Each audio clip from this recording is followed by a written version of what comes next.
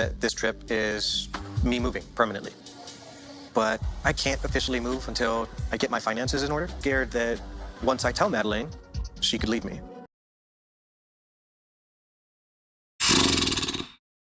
I don't know what's worse. Going into a relationship that you know is doomed because you generally feel like the person that you're with doesn't actually love you for you and loves you just because you said that you've got a big massive paycheck. Or go into a relationship knowing that that you basically bought someone's love rather than, actually, building an actual, emotional connection. This whole thing is embarrassing.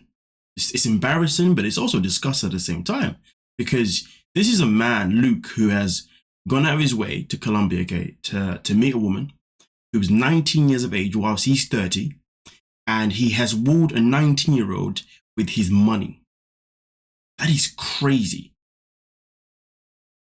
Something doesn't sit right with me when it comes to this guy in terms of that, Because, at the same time, though, was she even 19 at the time when they met? She might have been even 18. Now, of course, these ages are still legal, 100,000%. But the fact is, though, it's not one of those stories where these two just met and then they just happened to just fall in love, and like the feeling just got the best of them, because sometimes that happens. And if that happens, fair enough. But based on the storyline that they're giving us so far and the information that we're given here, it just feels as if from the very get-go, he saw this girl and boom, he was splashing in the cash. Like, that's so strange, isn't it? That he drew her in and got her attention by showing off his money, by promising her all these things and buying her all these things. This guy has legit, doomed himself. I mean, end of the day, he shouldn't even complain if she walks away. If she says, nah, I'm not into you because you ain't got no money, to be honest with you, that's it. That's on him. Because he set this standard up for himself. He is to blame for whatever goes wrong in this relationship in terms of her walking away. Once I tell Madeleine, she could leave me. It seems to be a very conditional love at times. The fact that he said it even seems to be a conditional love at times, bruh, nah, you mean it's a conditional love at all times. The only time he probably thinks that it's not conditional love is probably when they have intimacy. Do you see what I'm saying? Because to be honest, most of the time for a lot of men in this world that I would say weak men, when they are being used and whatnot by a woman or whatever, generally speaking, the only time they will, one of the only reasons why they still stick around even if they know it is because when they obviously have intimacy, that woman will obviously make them believe that, yeah, she's really into you because she will perform. You know what I mean? A lot of men out here need to recognize just because a woman is giving you the good intimacy, it doesn't mean that she's actually into you. You know what I mean? Remember that. But at the end of the day, this guy right now, I gotta say, he may even be clown of the freaking week. He may even end up being clown of the whole freaking season, but we shall see. And that is frightening. I love you. I miss you so much. I miss you so much. So excited to see you. Let's just recognize that he says, I love you. I miss you so much. Did anyone hear her say, I love you back? Anybody say that? Did anybody hear her say that? But we have to remember, right, in this world, there are some people who are attracted to the person, but then there's some people who are attracted to the money. They're attracted to the wealth of that person. This girl is only attracted to his wealth, not attracted to him. She's only in love with his wealth and not in love with him. As simple as 1, 2, 3 here. That's exactly what I'm seeing when it comes to these two. And again, it's crazy because he even notices it. And of course he notices it because he knows how he got her.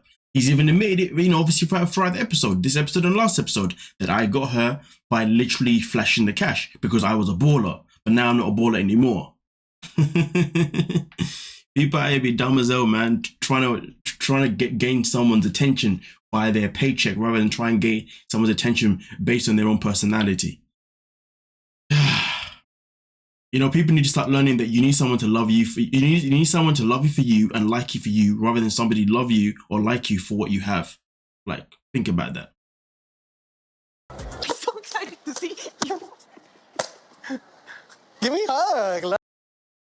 Now, I really wanted to identify this bit here because I feel like this is something that maybe a lot of people may not actually want to address. And I feel like it's important to address these things earlier on, especially given the fact that this is 90 Day. And in 90 Day, we have a history of seeing people come on the show. And then later on, we then see charges being thrown left, right, and center about certain things. The fact is, though, I didn't really fully find it comfortable how she was so happy to just keep hitting him with whatever that was. And she wasn't just giving them light taps. She was legit going in. Now, we can say that, oh, it was just out of joy and happiness and, you know, she just decided it's here, so she just got a bit too overwhelmed. But to be honest with you, at the same time, when people get excited and happy, they can also just give someone a cuddle and a kiss, which they did. You know what I mean? They can also maybe shake him around out of excitement, 100%. But hitting someone like that so viciously, in my opinion, let's play it again. So excited to see you. I'm so excited to see you. Give me a hug. The fact that she was even going in for the headshots more than anything else is concerning. In the end, he was even flinching because he was like, "Damn, you're doing a bit too seriously." Now, listen, I'm not gonna make any accusations or, you know, anything to say that, you know, this girl may end up becoming one of these people that ends up becoming, you know, that may have charged in the future. I'm not saying that at all. I'm not gonna say that. What I'm saying is that this behavior is behavior that should be paid attention to. And if you're in a situation with somebody that feels the need to always kind of tap you and stuff a bit aggressively out of joy, yo, in my opinion, set the boundaries. He has to set that boundary right here, but clearly he has no intentions of setting boundaries because, well, he's a clown. To be honest, if that's just that's just the grand scheme of it. But setting boundaries is a very key thing. He needs to let her know that, hey, that there, it ain't gonna run. Because I know there are some people in this world, okay, that believe that, oh, but I'm just play fine. That believe, oh yeah, but I'm just being, you know, playful. Here's the thing, you know, I always say that you can be playful, but don't be playful in a way that involves, you know, being physical in a way that's more aggressive than it needs to be, or even physical in any way, because sometimes, you know, when you do that, it can get out of hand. If it gets out of hand, especially if you're the man, and, you know, if she's somebody that doesn't give a damn about you, she may end up pressing charge you. Do you see what I'm saying? So, and also, of course, it can happen on the reverse way as well. So at the end of the day, in my opinion, even though this thing may seem light, I will always say to people, set boundaries with the person you're with, okay?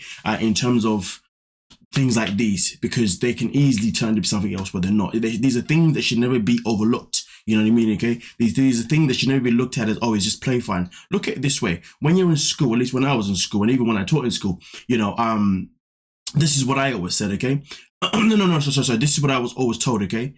When you go outside for playtime, okay, lunchtime, okay, no play fighting. You know, whenever you got in a fight with somebody and you tell the teacher, yeah, but we just play fighting. They were like, well, no, you shouldn't be play fighting because look what happened. You just play fighting and then someone got hurt. You should not be play fighting. This is something that we're told from the very, very beginning. You know what I'm saying? So set that boundary. Don't be doing on this play fighting stuff or whatever the hell she was doing, because boy, man might have a concussion right now. It's not that deep, but yeah. Nonetheless, though, let me know what you're thinking down below and we'll talk about it. Don't forget to like, subscribe, and of course, peace.